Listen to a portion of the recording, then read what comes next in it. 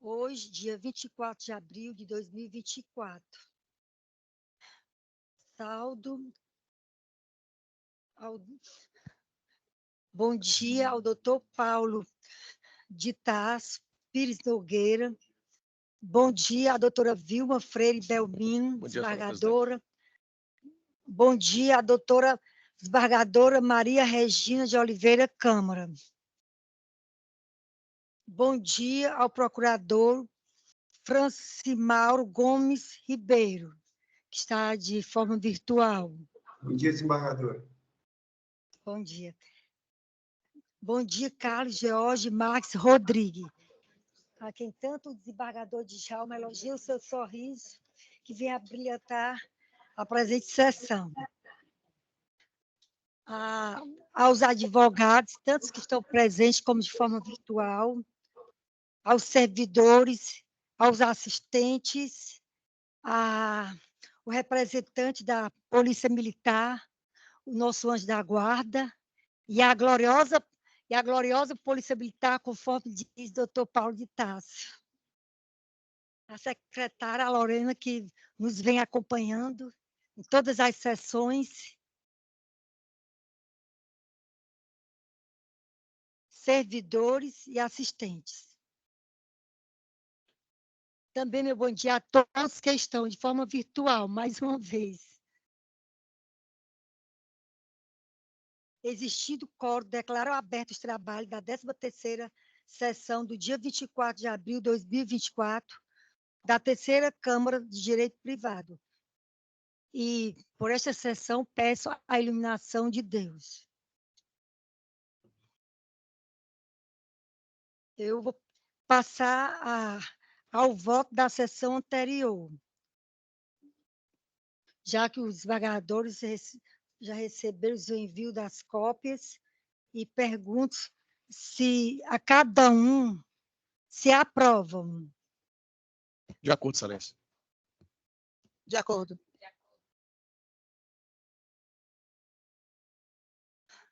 A Lorena vai fazer a leitura dos processos retirados e adiados. De ordem da presidência da Câmara, passo agora a leitura dos processos adiados e retirados de pauta. Retirado de pauta, 90 da ordem, apelação cível 024.0011, dígito 76.2022.8.06.0001. Apelante Otoshi Participações e Administração LTDA. Apelada Luna Mirela Freitas Dias. 111, agravo de instrumento 063-6782, dígito 12.2023.8.06.0000, agravante Unimed Fortaleza, e agravado I.S.C, representado por T.I.S.P. Adiado 104, agravo de instrumento 062, dígito 09.2019.79, dígito 2024.8.06.0000. Agravante, HD Restaurante LTDA e agravado ODN Consultoria e Marketing LTDA.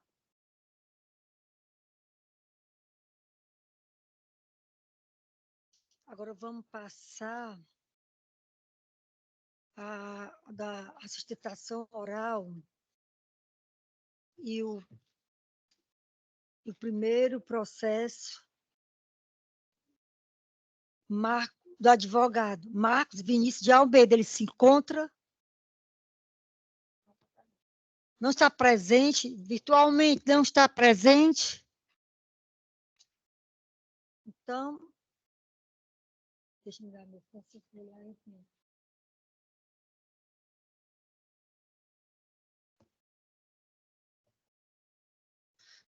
Passo a leitura da proposta de emenda.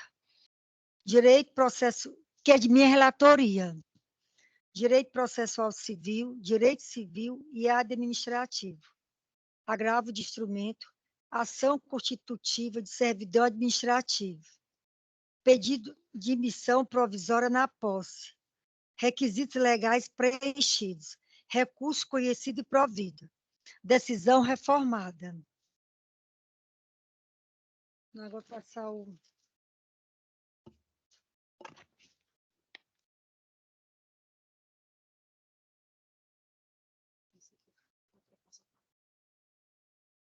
Agora, para o voto, passa a palavra ao doutor Paulo de Tarso. Para o voto. Acompanhe Vossa Excelência. Obrigada. Doutora Vilma. Acompanho Vossa Para a Excelência. relatoria. Tá. Obrigada. A Câmara, por unanimidade, conheceu do recurso para dar provimento.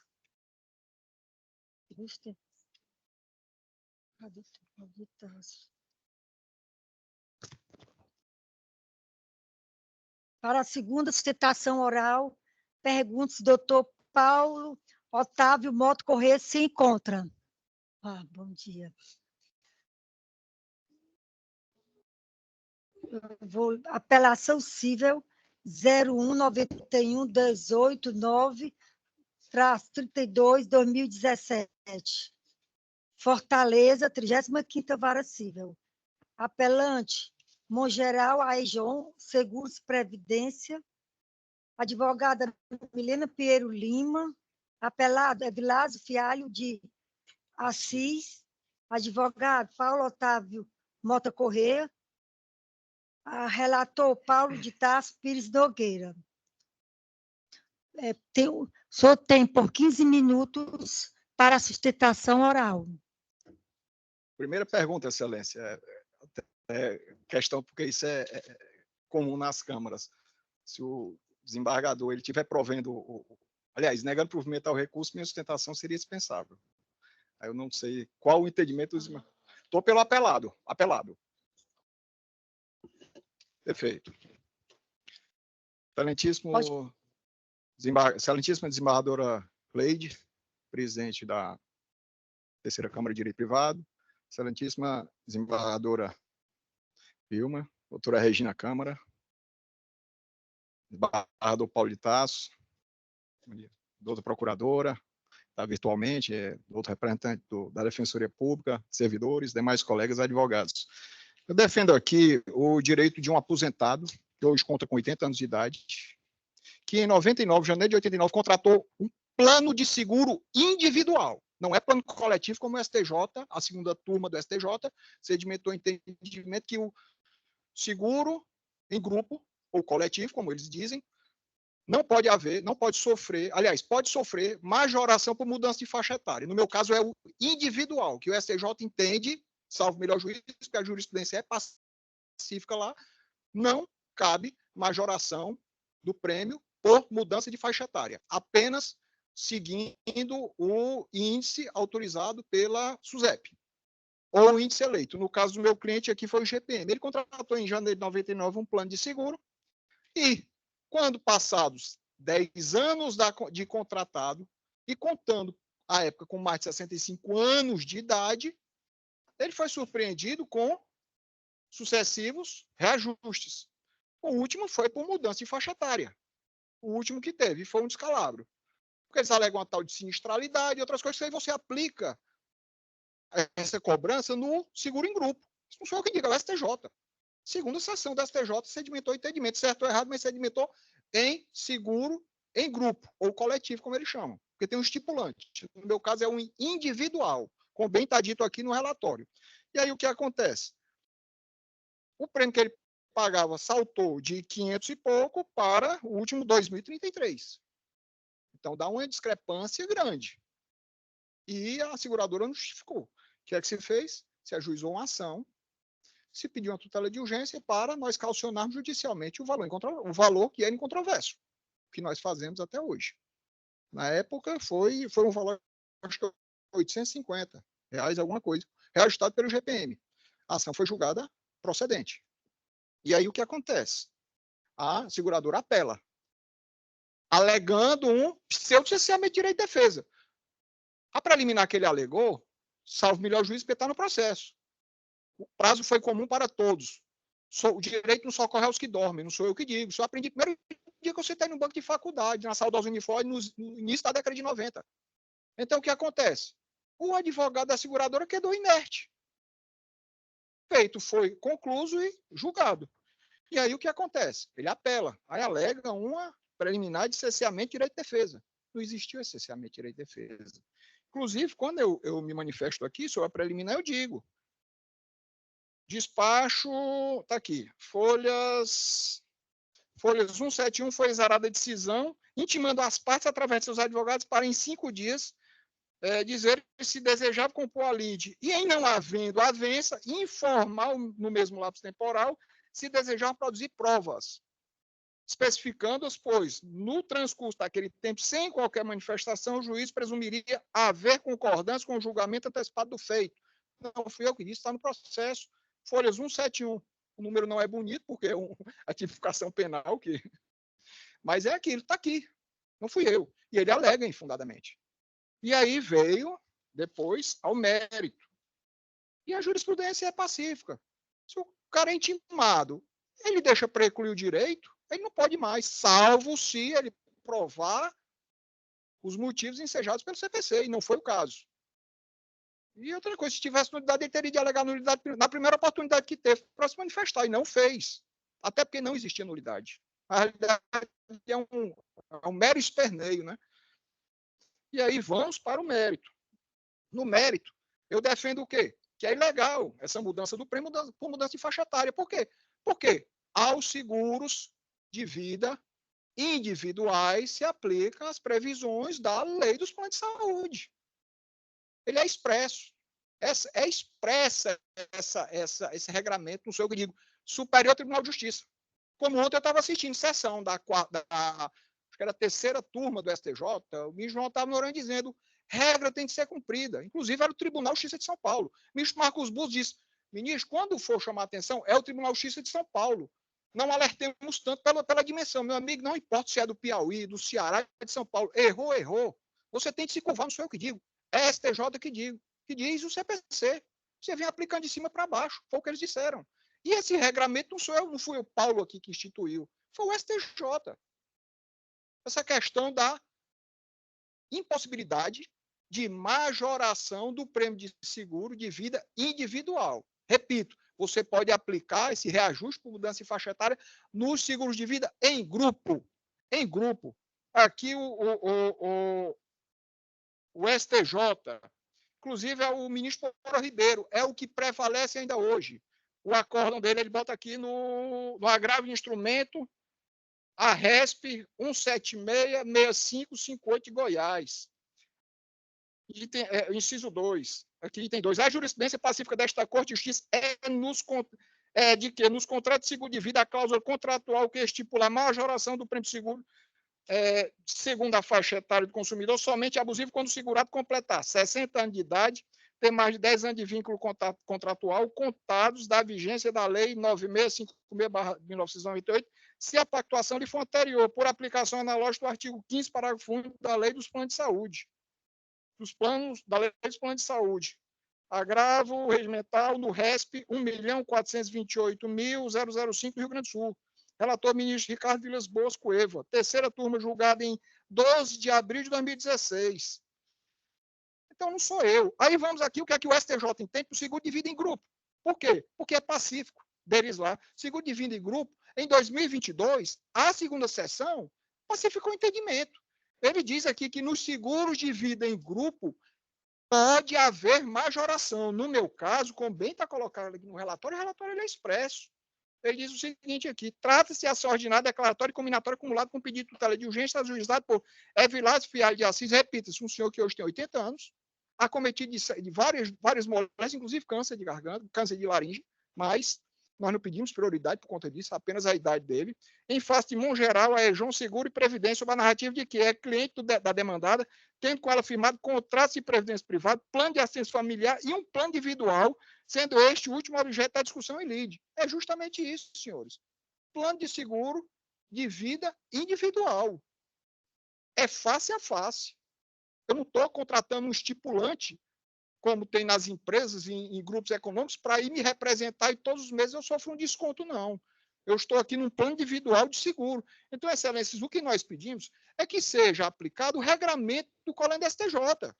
Como foi dito ontem, vem de cima para baixo, porque eu estou tratando de um seguro de vida individual. Não é seguro de vida em grupo. Então, pede que seja negado provimento ao apelo da seguradora e aquilo, garantido o direito do idoso de tocar a sua vida, permanecer a pagar o seu seguro de vida, e aquilo um dia, se ele vier a faltar, que a família seja beneficiada, né? Obrigado.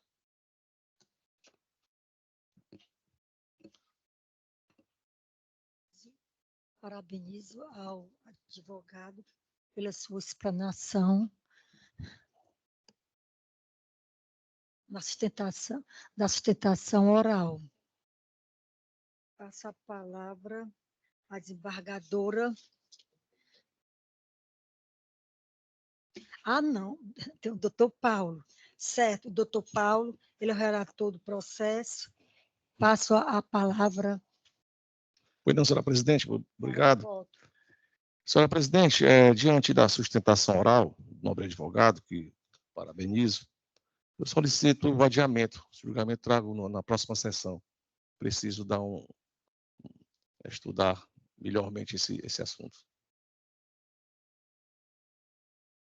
Pronto. Confirmo, fica o processo como adiado. Obrigado, excelências. Excelente dia, que Deus abençoe. Bom dia. O próximo processo de minha relatoria é do advogado Danilo Jorge Soares Barata. Se encontra virtual também não?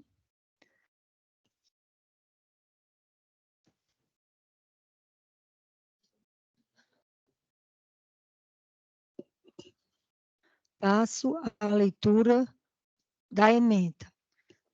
Direito civil e processual civil. Apelação civil.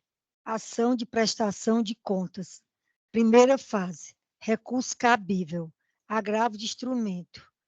Existência de dúvida objetiva. Princípio da fungibilidade. Aplicação. Preliminares. Coisa julgada material. Inocorrência. Ausência de fundamentação da sentença. Rejeição. Inventário. Homologação de partilha. Irrelevância. Interesse processual da herdeira pela continuidade e conclusão da ação. Existência. Prestação de contas pela inventariante. Obrigação legal. Recurso conhecido desprovido. Sentença mantida.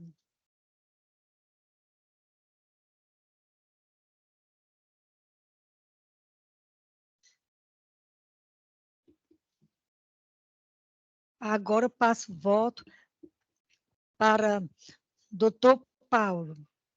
Acompanhe Vossa Excelência. Obrigada. Para a desembargadora, doutora Vilma, votar. Acompanho Vossa Excelência. Obrigada. A Câmara, por unanimidade, conheceu do recurso para negar provimento. O próximo, doutor Eugênio Duarte Vax. Ele se encontra... Aqui, Excelência. Certo. Apelação civil 0200-823-47-2020, Fortaleza, Terceira Vara Civil. Apelante, Danila Maria Lopes dos Santos. Advogado, Antônio Cairo Rodrigues. Advogado, Danilo Lopes dos Santos.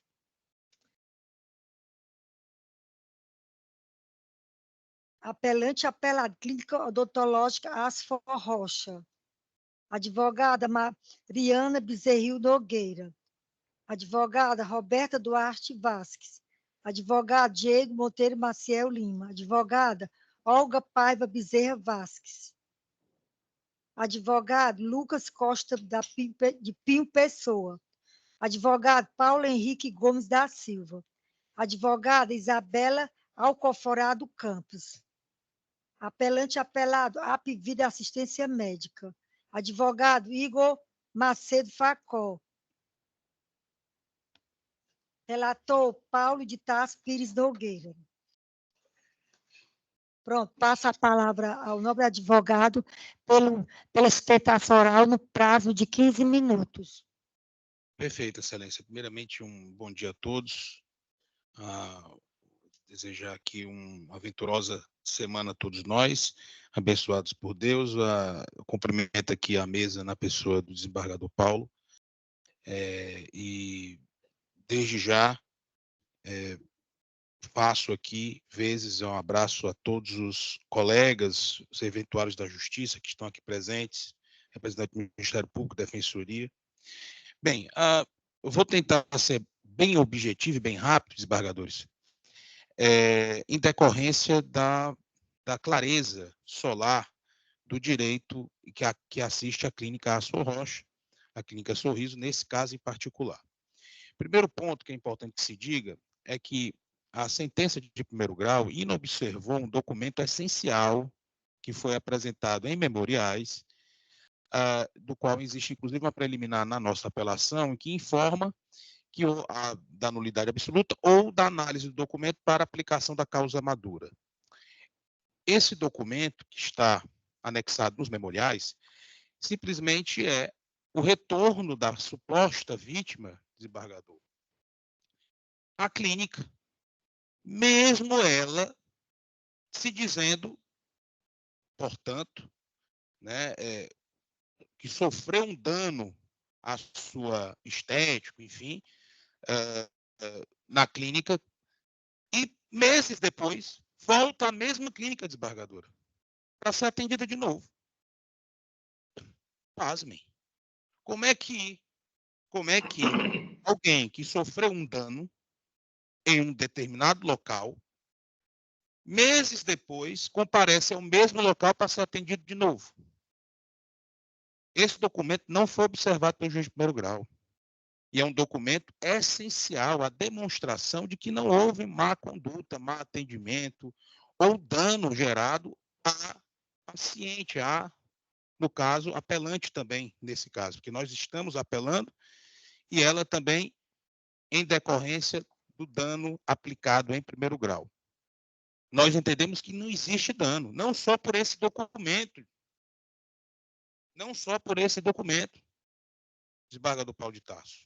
Esse documento, para mim, é a comprovação de que não houve dano. Porque como é que alguém sofre um erro procedimental, desembargadora, e comparece de novo ao mesmo local meses depois? Como é que pode?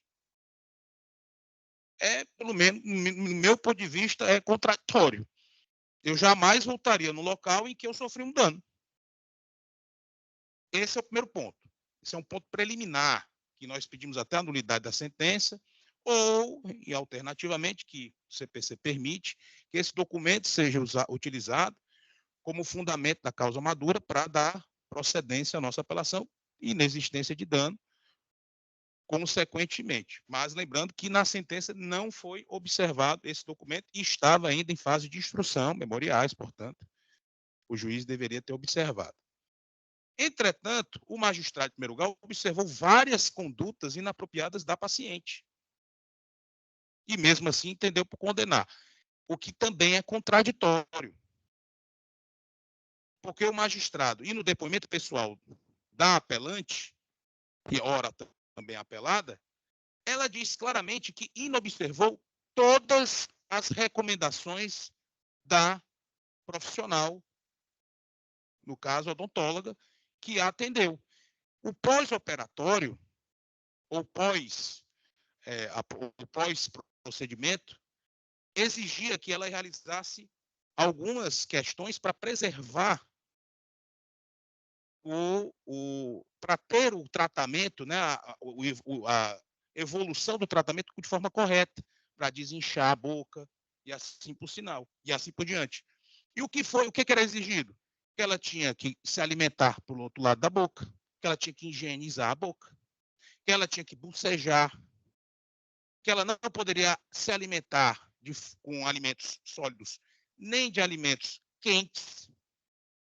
E ela, no depoimento pessoal, desembargador Paulo de Tarso, ela diz expressamente: eu não escovei minha boca, eu tomei todo tipo me alimentei de todo tipo de alimentos quentes.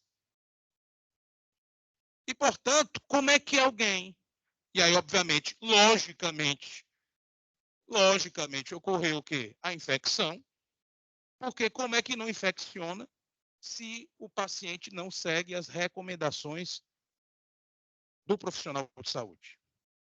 Era para ter feito, se seguisse o que o profissional de saúde identificou, não haveria infecção, não haveria, portanto, o problema causado a ela.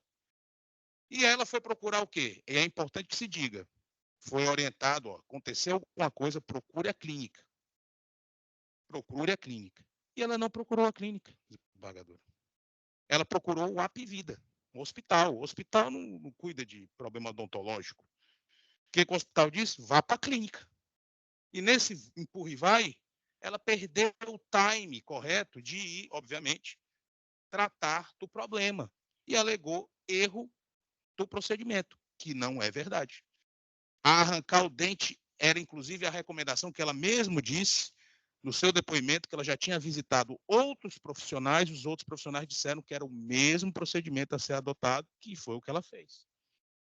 E o que é mais importante que se diga, que reitero que isso é muito importante para falar para Vossas Excelências, é que depois de tudo isso, todo esse percurso, toda essa esse suposto erro de procedimento, meses depois ela vai lá fazer outra coisa. Excelências, com perdão da palavra, como é que alguém que sofreu um dano volta para o local em que foi supostamente, como ela mesmo diz, né, sofreu a maior decepção, a maior dor da sua vida? Como é que a pessoa vai no mesmo canto, meses depois, e diz, não, que eu gostei de tanto daqui que eu estou... A não ser que seja uma pessoa, com todo respeito à palavra, masoquista, né? Porque a pessoa vai, sofre um dano e quer voltar para lá, eu gostei, vou voltar. Então, perdão da palavra, excelências, mas isso não tem um menor consentimento, não há um vínculo qualquer do dano com o evento. Não há ligação. E aí é que a gente chama no direito de excludente de responsabilidade, porque aqui foi, obviamente, aqui um paralelo bem distante, mas que tem fundamento, desembargador Paulo de Tarso, da culpa exclusiva da vítima. O que aconteceu? Ela tinha que seguir um procedimento. Esse procedimento tinha uma sequência lógica, que ela não é profissional da saúde. A profissional da saúde diz, faça isso, isso e isso. Escove, faça bocejos, e não se alimente com alimentos sólidos, nem com alta temperatura. O que ela fez? Exatamente o contrário. E aí quer imputar ao profissional da saúde, uma clínica respeitada, que nunca teve um problema, seja administrativo, seja judicial, ter que se deparar às vias judiciais para discutir erro de procedimento, que não houve procedimento esse, repito, orientado por outros 2 profissionais, depois, em que a paciente não segue as recomendações do profissional da saúde, e terceiro, em que a paciente volta meses depois para fazer um outro tratamento. Então, não há fundamento algum. Não há fundamento algum para a matéria desse processo. E, para finalizar, arde argumento um tanto, o dano aplicado foi totalmente sem noção de parâmetro, um valor que foi aplicado. A gente pede, obviamente, que se Vossas Excelências não aceitarem, não atenderem a todas essas matérias fáticas, a todos esses fundamentos de direito, documento que prova que ela voltou para lá novamente, o depoimento pessoal da mesma, que confirma incontroverso, portanto, o fato de tudo aquilo que foi aqui apresentado. Não sou eu que estou dizendo, desembargadores. É a própria apelante apelada no seu depoimento. Eu fiz questão de, nos memoriais enviados a Vossas Excelências, colocar os segundos e os minutos onde ela fala isso, para auxiliar, obviamente, a assessoria. Lá tem claramente onde ela fala que não escovou, que comeu comida sólida, que comeu comida quente, e que não foi lá para a clínica, foi para o hospital, depois que foi para a clínica. Tudo isso está comprovado em depoimento pessoal. Não é testemunha, não. É o depoimento pessoal da apelante e apelada. Então, excelências, com Desculpa aqui a extensão do tempo aqui, mas agradeço a paciência e peço que esses fundamentos sejam aqui apreciados por Vossa Excelência, tanto da matéria de direito, repito, esse documento que não foi analisado pelo juízo de primeiro grau, em sede de memoriais, portanto, deveria ter sido objeto de análise na sentença, pelo fundamento da nulidade absoluta ou pelo fundamento da causa madura, a utilização desse documento para dar provimento à apelação e julgar totalmente improcedente o pleito autoral, e, no mérito, que as matérias de fato, aqui apresentadas também, e de direito, sejam levadas em consideração para, igualmente, dar provimento à apelação e isentar a clínica de qualquer responsabilidade sobre esse caso, porque, efetivamente, não existe qualquer nexo de causalidade com o que aconteceu. Agradecemos aqui, um bom dia e, novamente, que Deus nos abençoe. Bom dia. Parabenizo ao nobre advogado pelas palavras feitas na sustentação oral, que foi de forma concisa, clara. Ao doutor Paulo de Tarso, relator, passo a palavra para o voto. Pois não, senhora presidente.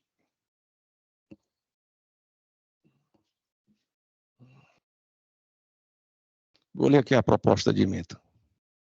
Recurso de apelação, direito do consumidor, ação de reparação por danos morais, erro odontológico, responsabilidade subjetiva, parte autora submetida a procedimento de extração de dente, vindo a apresentar quadro de infecção e abscessos. Conjunto probatório que aponta a existência de erro dos profissionais que atenderam a autora. Culpa exclusiva não caracterizada. Danos morais caracterizados. Pleito de majoração do quanto indenizatório relativo aos danos morais. Senhora presidente, senhora desembargadora Regina Câmara, eu ouvi atentamente a sustentação da tribuna, muito bem feita, por sinal, e eu estava entendendo, em relação à apelação da lavra da parte, no caso, a consumidora, a senhora Danila Maria Lopes dos Santos, eu estava entendendo em majorar esses danos morais. Só que o doutor Eugênio Duarte, ele trouxe um fato muito importante que realmente tem no depoimento dela, gravado e tudo, que ela disse que realmente não cumpriu, não atendeu aquelas orientações, né, da profissional, da odontóloga, né? E realmente eu estou vendo, estou aqui, fui convencido pelo doutor Eugênio que não teve a culpa exclusiva dela, porque tem uma perícia lá nos autos dizendo que houve culpa também da clínica, mas que ela mesma diz que ela teria contribuído para esse problema que ela teve pós-cirúrgico, né? E várias vezes retornou ao hospital, então teve um problema permanente lá no rosto, e realmente os honorários, os danos morais são cabíveis. Só que, levando em consideração a culpa também dela, né, da senhora Danila, por não ter seguido aquelas orientações,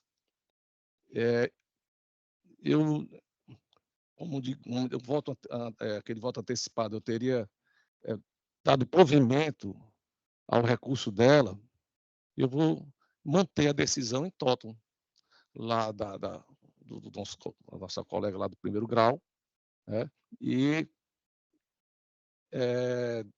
negando provimento tanto ao recurso da senhora Danila Maria Lopes, que pretende a majoração dos danos morais, como também da clínica odontológica, no caso que pretende trazer a questão da culpa exclusiva dela, né, e não ter qualquer responsabilidade em relação ao evento. Mas, como eu disse, diante da prova pericial, isso não resta possível. Então, a vênia, em relação à questão da modificação agora do meu voto antecipado, eu estou conhecendo dos recursos, negando provimento a ambos e mantendo a decisão em primeiro grau, ou seja, por danos morais no valor de R$5.000. É com o meu voto, senhora presidente.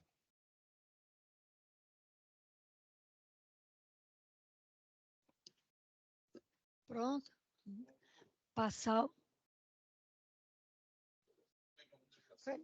Bem explicado. Você conheceu de ambos os recursos, dos dois recursos, e está negando provimento os dois recursos. Passa a palavra à doutora Vilma para o voto. Eu concordo e acompanho o relator. A doutora Regina passa a palavra do voto. Acompanho as modificações feitas pelo desembargador Paulo de Tarso.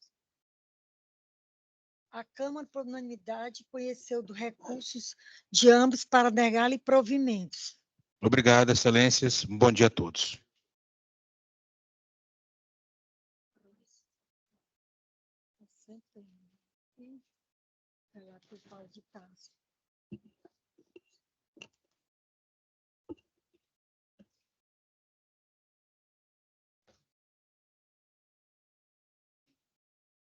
Próximo advogado, doutor José Inácio Rosa Barreira. Se encontra? Eu me encontro de forma virtual.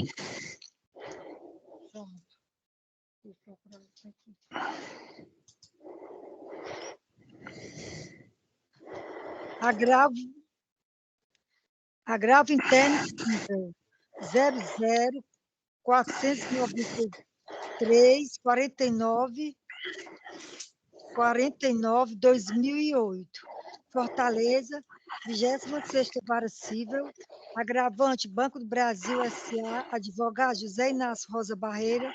Agravado, Júlio Augusto Duarte Costa Lima. Advogado. Ricardo Wagner Oliveira Santos, só continua. Advogado Yuri Chagas de Carvalho. Advogado Saulo Gadelha Santos. Advogado Felipe de Abreu Fortaleza. Relator Paulo de Tarso Nogueira. O advogado terá a palavra de 15 minutos para a sustentação oral. Bom dia. Esse caso, ele remonta aos inícios dos anos 2000. O estado do Ceará era muito conhecido a história dos cartãozeiros aqui no estado do Ceará, né? Existia as máquinas de autoatendimento do Banco do Brasil. O Banco do Brasil comprava máquinas de autoatendimento da CID, que era uma subsidiária da Sharp, uma empresa japonesa, da Itautec, e foi constatado no decorrer dos anos que os cartãozeiros eles se valiam das máquinas de autoatendimento da marca CID, fabricada pela Sharp, que os cartãozeiros chegavam, eles davam um supapo na máquina, na frente, e a máquina abria à frente, e eles colocavam os famosos chupa-cabra, né? Então, isso acontecia basicamente no Ceará, né? E aí o banco começou a ver uma possibilidade de barrar isso. E, na época, esse senhor, o autor, o Júlio Augusto, ele é titulado de uma empresa chamada Casa do Cofre. Os técnicos de segurança do banco, juntamente com ele, chegaram à conclusão, porque assim, a máquina da CID, ela colocava o dinheiro por trás e na frente ela tinha isso. Eles chegaram à conclusão de que podiam colocar alguns cadeados e uns cabos de aço que o cartãozeiro, quando chegava, não conseguia mais abrir essa máquina, certo? E isso aí foi feito, o banco, além de aqui no Ceará, ele resolveu fazer isso nas máquinas da CID, mas um ano ou dois depois, todas essas máquinas foram desativadas, porque a própria Sharp deixou de fabricá-las, né? Aí esse senhor, ele entrou com uma ação contra o banco, dizendo que o banco havia fraudado e tinha copiado um invento dele, que ele fez o registro no INPI, certo? O número do registro que ele diz que ele tinha feito para essas máquinas seria o registro no INPI PI 104.657, dígito 8, né? No decorrer do processo, por diversas vezes, o banco pediu para ele apresentar o deferimento desse registro do INPI, coisa que nunca foi feita, né? Em momento nenhum ele conseguiu provar. O banco procurou no INPI e o banco descobriu que tinha sido indeferido porque não era um invento. O INPI chegou à conclusão de que o que ele dizia que era um invento não existia. Eram meros cabos de aço, né? E cadeados que se colocavam. Aí o banco pediu que fosse oficiado o INPI, não sei o quê, e o advogado deles, em um certo momento, juntou o próprio advogado da parte, não, quer dizer, o banco acostou as folhas 481 e 483, o indeferimento do INPI, que tem lá, indeferido o pedido por não atender aos requisitos legais, conforme parecer técnico. A cópia do parecer técnico pode ser solicitada através do formulário do modelo 1.5, desta data corre o prazo de 60 dias para eventual recurso do depositante. No caso do pedido de certificado de adição, indeferimento por não ter o mesmo conceito, o indeferimento do INPI diz o seguinte: por não ter o mesmo conceito inventivo, né? O mesmo poderá, no prazo do recurso, apresentar a sua transformação em pedido de patente de invenção ou de modelo de utilidade, nos termos do artigo 76, parágrafo 4º da Lei de Propriedade Industrial.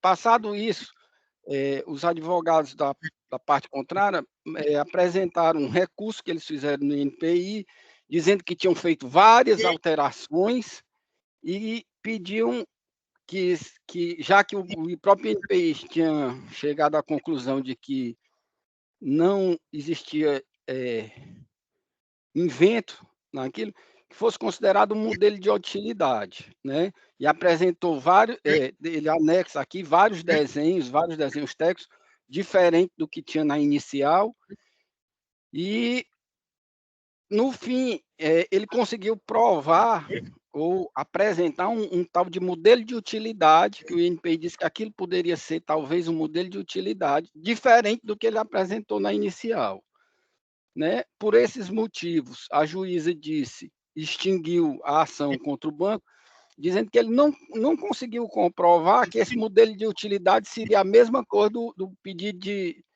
registro de invenção que ele dizia que tinha feito, né? No primeiro momento, o desembargador Paulo deu provimento alegando uma causa madura, alegando que ele foi pego de surpresa, né? Mas aqui é o caso também de se ver que ele está querendo mudar o pedido, né? Porque o pedido foi feito com base num pedido de invenção que ele disse que tinha feito, que o próprio INPI negou, né?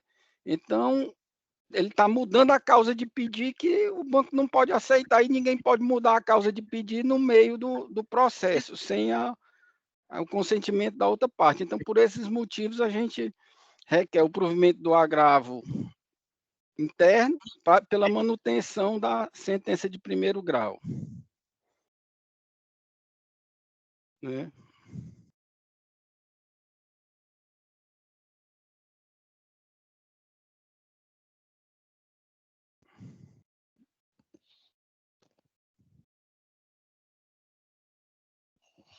Pronto. Passo a palavra ao relator para o voto. Pois não, senhora presidente. A proposta resolve. Proposta de emenda. Agravo interno em decisão monocrática, direito processual civil, ação e indenização por danos materiais e morais por utilização indevida de invenção protegida pela lei de patentes, cumulada com indenização por concorrência desleal, julgada improcedente, decisão surpresa, cerceamento de direito de defesa, sentença reformada somente para determinar o retorno dos autos à primeira instância e oportunizar produção de prova técnica, decisão monocrática e conformidade com precedentes desta terceira Câmara de Direito Privado e do Tribunal de Justiça do Ceará em casos semelhantes. Recurso conhecido e não provido, é como eu voto, senhora presidente. Obrigada. Doutora Vilma, para o voto. Confirmo o voto provisório e voto de acordo com o relator. Obrigada. Doutora Regina, para o voto. Acompanho o voto do relator, excelência. Obrigada. A Câmara, por unanimidade, conheceu do recurso para negar provimento. Próximo processo é de minha relatoria. Doutora Agnes Saraiva Bezerra. Se encontra?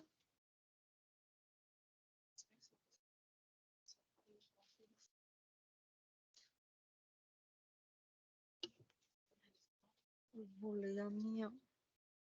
Ai,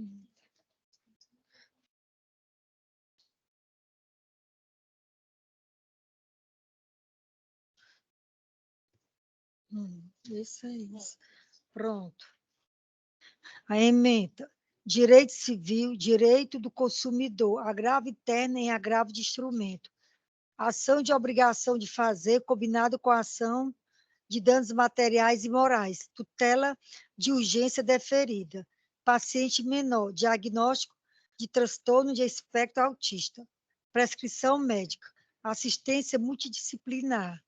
Ausência de prescrição de assistente terapêutico. Negativa do plano de saúde. Decisão monocrática. Manutenção da tutela. Vedação de interpretação extensiva de prescrição médica.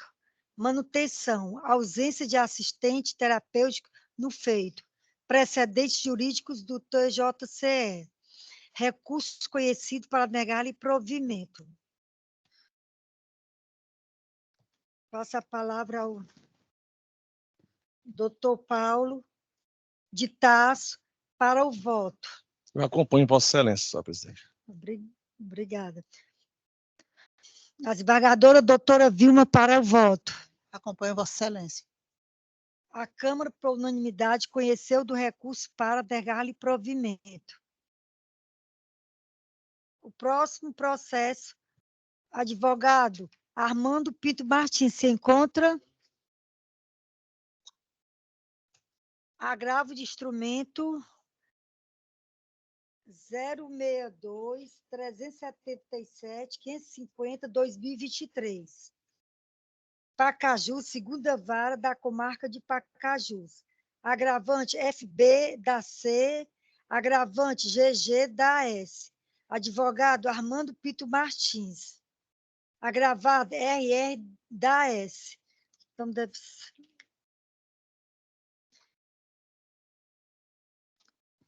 Pode iniciar pelo prazo de 15 minutos da sustentação oral.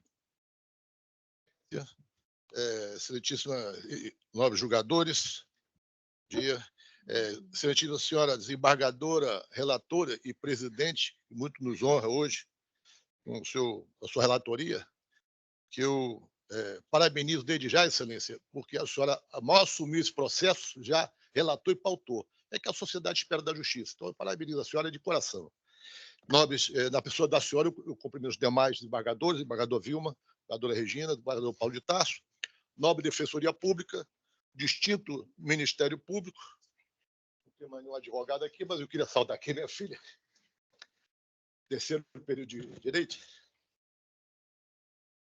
E espero que essa audiência aqui, esse julgamento, seja de inspiração para ela no futuro. Ela me emociona. Vamos lá. Senhores julgadores, eu fiz questão de vir aqui hoje defender os interesses desse garotinho, do menor, Antony Josué da Silva. Hoje ele conta com 1 ano e meio, 1 ano e 5 meses de idade, mas com 3 meses ele foi retirado da casa da agravante, dos recorrentes, no caso aí o Fabiano e a dona Gilderli, e ele estava sendo amamentado pela uma espécie de uma mãe substituta, pela agravante que estava cuidando do garoto, e foi para a casa dela, que tem uma história, tem que contar rapidamente essa história.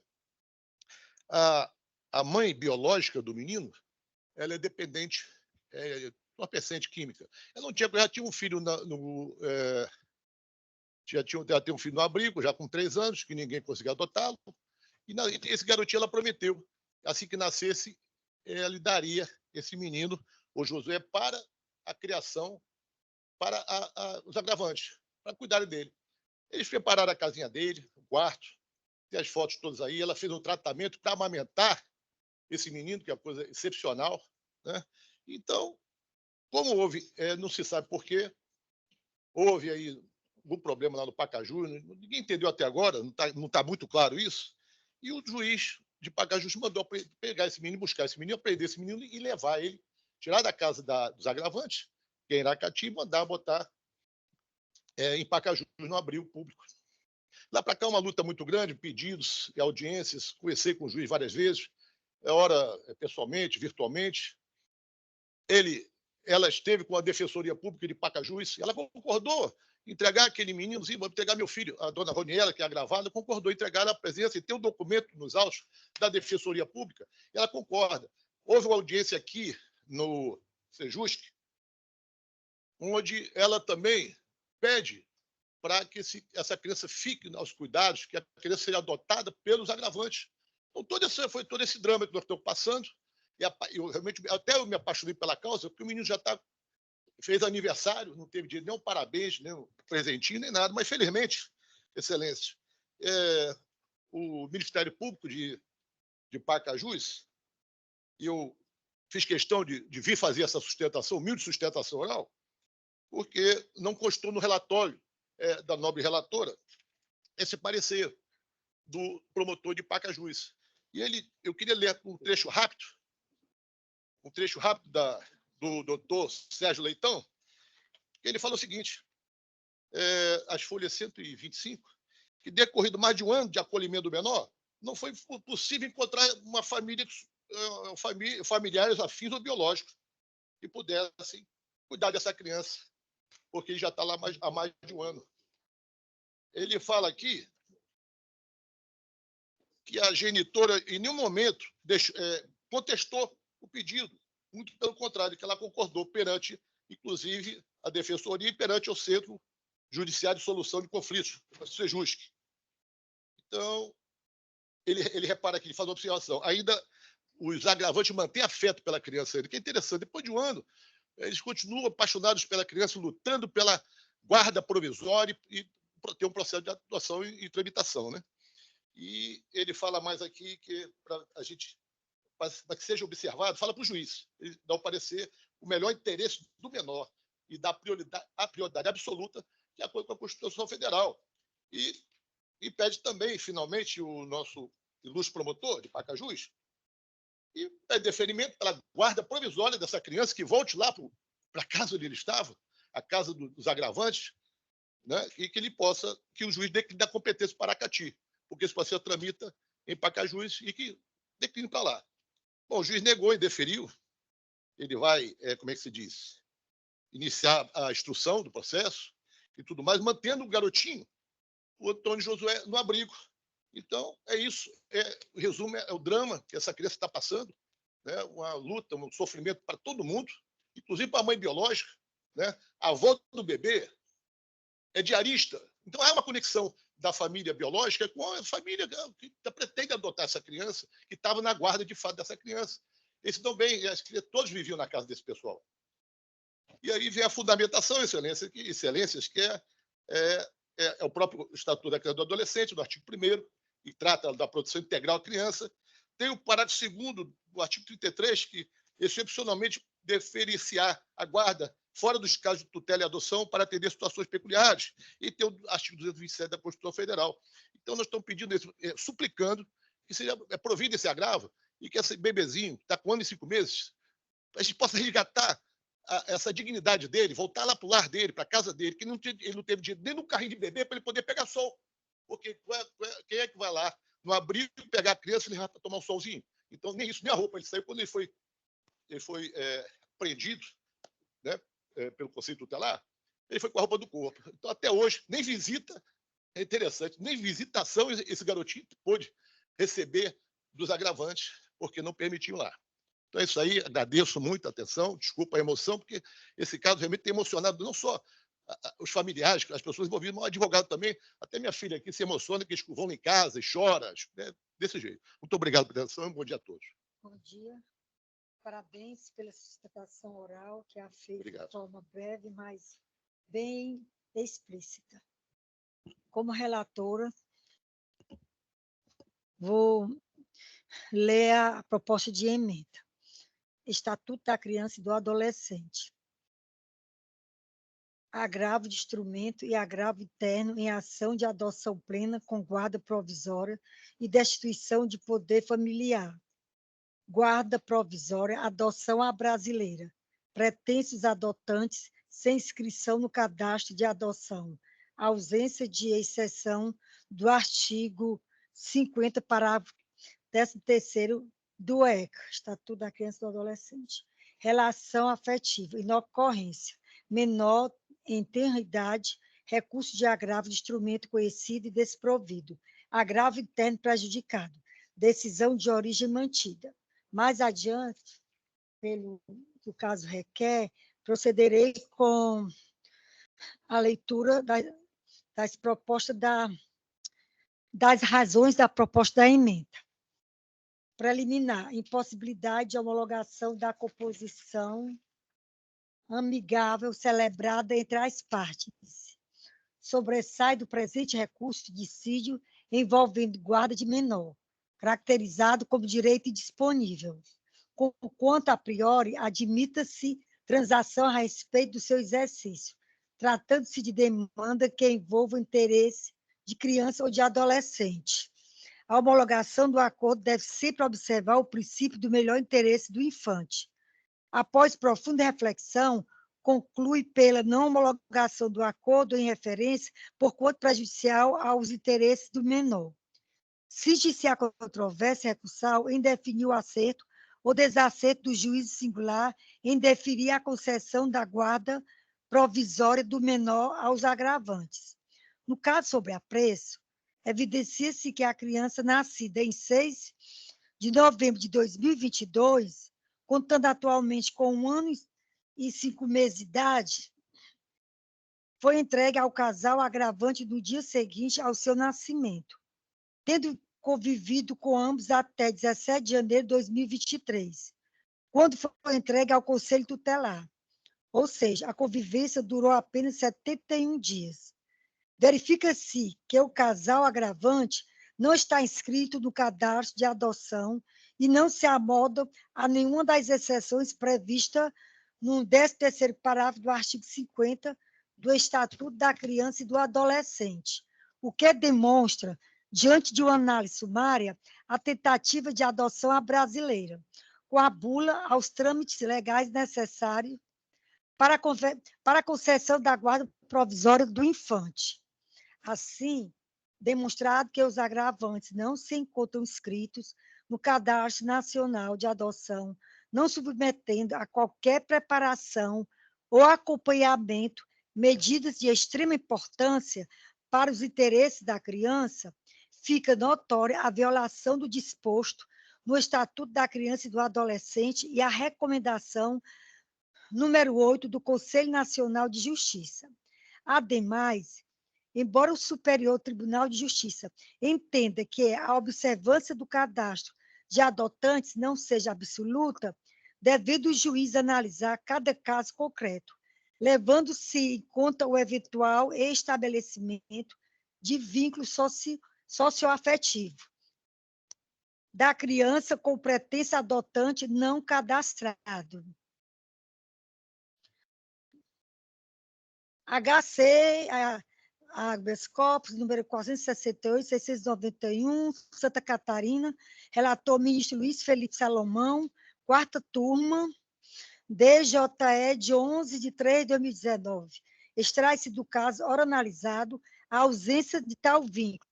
Eis que a convivência entre o infante e os agravantes durou somente 71 dias, quando o menor era, inclusive, recém-nascido,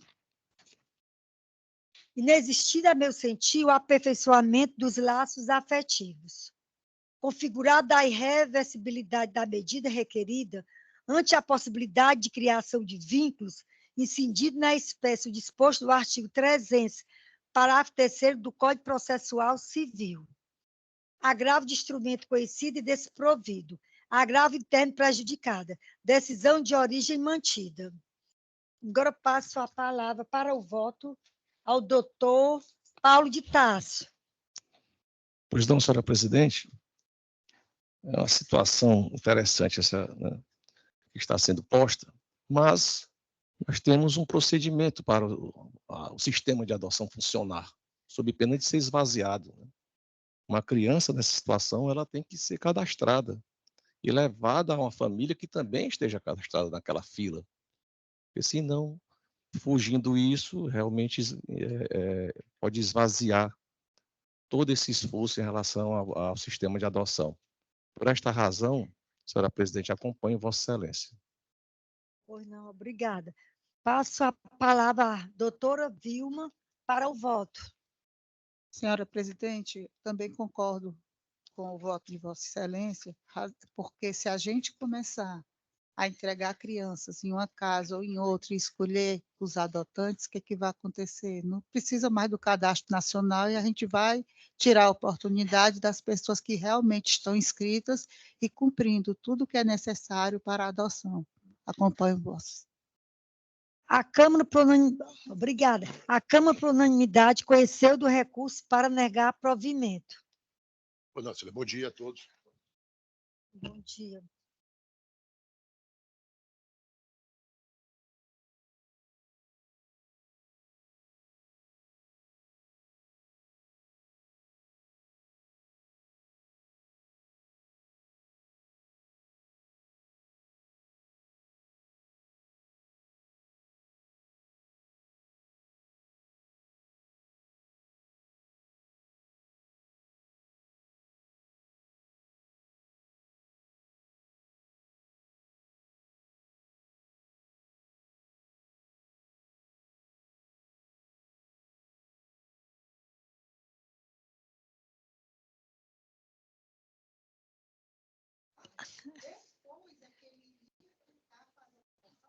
Eu acho que não pode falar sobre isso aí agora, não.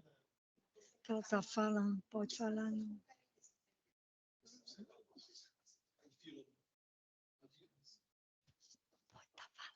Pronto. Posso continuar? Dando continuidade aos trabalhos, mas é porque depois de votado, comentar na sessão, eu acho que, não sei, mas não é cabível, né? Deixa... Esse processo ainda está na fase instrutória, não sei, só deve ter sido a tutela antecipada, então, isso aí vai ser... Eu acho que numa decisão definitiva, o juiz já tem como todos os elementos próprios para uma decisão definitiva. Vamos passar agora, o próximo processo não tem sustentação oral, mas o advogado preferiu que fosse lido. Embargos, lido só o processo e o resultado. Nesse processo, eu vou pegar o embargo de declaração, relatora juíza Vilma Freire Belmino, é isso? Desse processo, embargo de declaração. Eu vou só falar aqui, embargante, margens e corporação e participação limitada, processo 017-491-408-2017, 29ª Vara Civil da Comarca de Fortaleza, embargante, Moma Incorporações SPE Limitada, advogado Fábio Ilui Moreira, advogado Flávio Ribeiro Brilhante Júnior, advogado Lucas Martins de Araújo Costa, embargada Juliano Rosa Salomão, advogado Anderson Laurentino de Medeiros, advogado Fábio Carvalho, relatora, juíza convocada, doutora Vilma Freire Belmina Teixeira, Então, passo a palavra à doutora Vilma Belmino para o voto, como relatora. Proposta de emenda. Direito e processo civil. Ação de rescisão de contrato. Embargo de declaração em apelação. Apreciação conjunta. Embargos de número 017 4914, dígito 08, 2017. Hipóteses restritas do artigo 1022 do CPC. Contradição. Ocorrência. Súmula 543 do STJ. Culpa exclusiva. Lucros cessantes, verba sucumbencial. Manutenção da proporção. Embargo de declaração conhecido e provido. Embargo de número 017 4914, dígito 08, 2017. Percentual de retenção, liberdade contratual. Verba sucumbencial, alegação de contradição no acórdão, ausência, impossibilidade de rediscussão nessa área recursal de controvérsia jurídica já previamente decidida. Súmula 18 do TJCE. Precedentes. Embargo de declaração parcialmente conhecido e desprovido. É como eu voto. Pronto. Obrigada. Eu, como relatora, acompanho o voto da doutora Vilma Belmino e passo a palavra à doutora Regina. Eu acompanho o voto da relatora, desembargadora Vilma. Obrigada. Próximo processo, embargo de declaração. Ah, não, já estou passando para sem ler o final. A Câmara, por unanimidade, conheceu do recurso parcialmente para negar provimento. Esse embargo de declaração tem sustentação oral? Embargo de declaração civil 017 491 408 2017. 29ª Vara Civil, Comarca de Fortaleza, embargante Juliana Rosa Salomão, advogado Anderson Laurentino de Medeiros, advogado Fábio Carvalho Leite, embargado Mais Incorporações Participação Limitada, embargado Moma Incorporações SPE Limitada, relatora juíza convocada Vilma Frei Belmino Teixeira. Ele foi julgado, esse processo, junto com esse anteriormente. Eu vou passar a palavra à relatora Vilma Frei Belmino para o voto.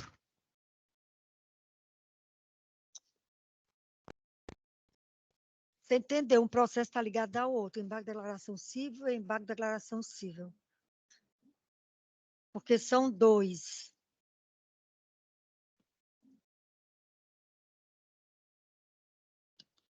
Esse processo foi julgado já anteriormente, ementa, direito e processo civil, ação de rescisão de contrato, embargo de declaração em apelação, apreciação conjunta, embargos de número 017 491 4, dígito 08, 2017, hipóteses restritivas do artigo 1022 do CPC, contradição, ocorrência, súmula, número 543 STJ. Culpa exclusiva, lucros cessantes, verba sucumbencial. Manutenção da proporção. Embargo de declaração conhecido e provido. Embargos de número 017 491 4, dígito 8, ano de 2017. Percentual de retenção. Liberdade contratual, verba sucumbencial, alegação de contradição no acordo, ausência, impossibilidade de rediscussão nessa seara recursal de controvérsia jurídica já previamente decidida. Súmula 18 do TJCE, precedentes. Embargo de declaração parcialmente conhecido e desprovido. É com meu voto, senhora presidente. Obrigada. Eu, como relatora, também voto. Acompanho o voto da relatora. Agora passo a palavra à Regina para o voto. Doutora Regina, desembargadora. Excelência, eu acompanho o voto da relatora. Tá, obrigada. Tem mais algum processo que vai para a sustentação oral? A Câmara, por unanimidade, conheceu do recurso para dar provimento. Tem mais algum processo?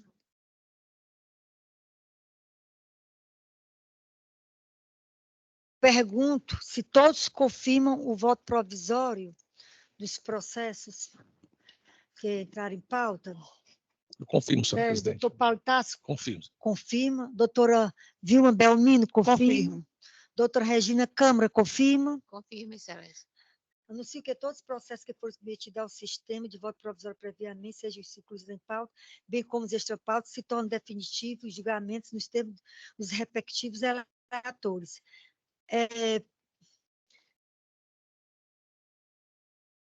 Pronto, eu quero perguntar agora, antes do término da sessão, se alguém quer falar. Eu acho que alguém vai querer, por conta da cirurgia do doutor Djalma, que eu acho que foi um sucesso, que eu ouvi falar e fiquei emocionada por várias cirurgias que ele vem fazendo, e cada vez mais é um progresso. Passa a palavra ao doutor Paulo de Tasso. Pois não, senhora presidente, muito obrigado.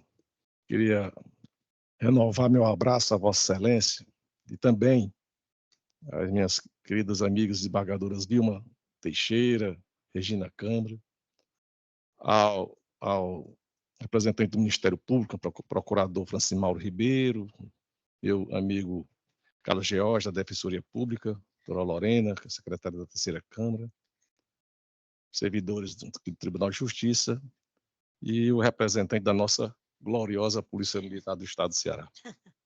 Bom, é exatamente isso, senhora presidente. Primeiro, antes da informação, da maravilhosa informação a respeito da cirurgia do desembargador Djalma, eu queria parabenizar Vossa Excelência, né, estreando hoje como presidente da Terceira Câmara de Direito Privado, e desejar que Deus sempre continue a iluminar o seu caminho. Seja muito feliz e que permaneça aqui na Terceira Câmara, né? Que permaneça, continue aqui.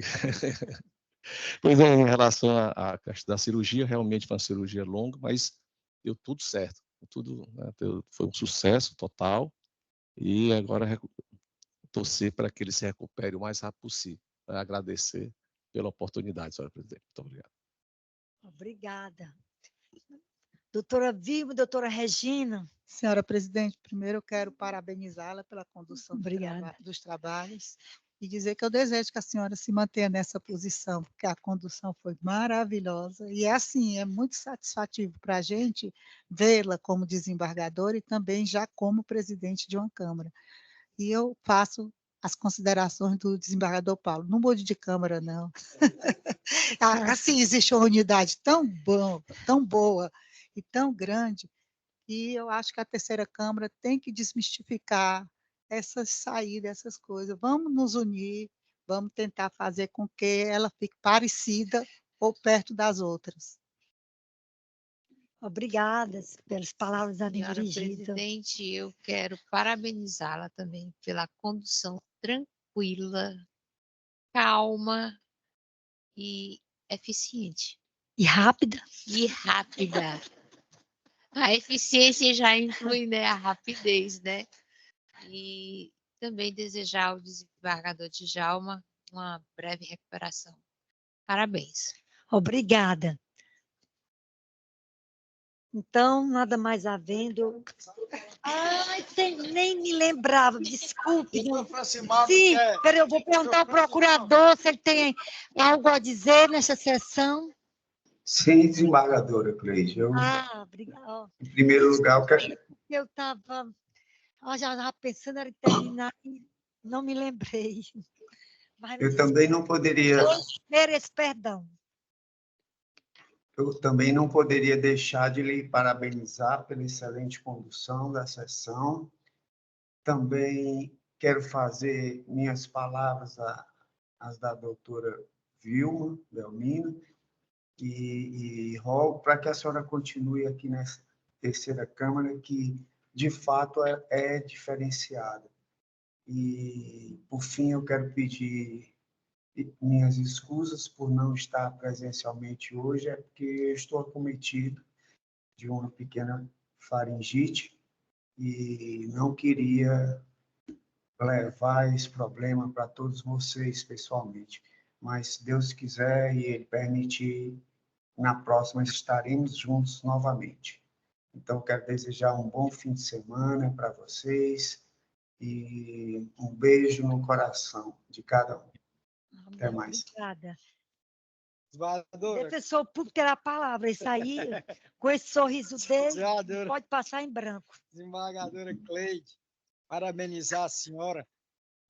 A senhora já é uma desembargadora muito experiente já na presidência, né? Porque é uma sessão feita aqui em 1 hora e 17 minutos, né? Muito rápida, muito bem conduzida e parabéns por essa experiência, viu? Está ganhando no voto o meu pedido para os desembargadores da Câmara. Está ganhando voto. O desembargador Paulo já começou a pedir para ficarem aqui.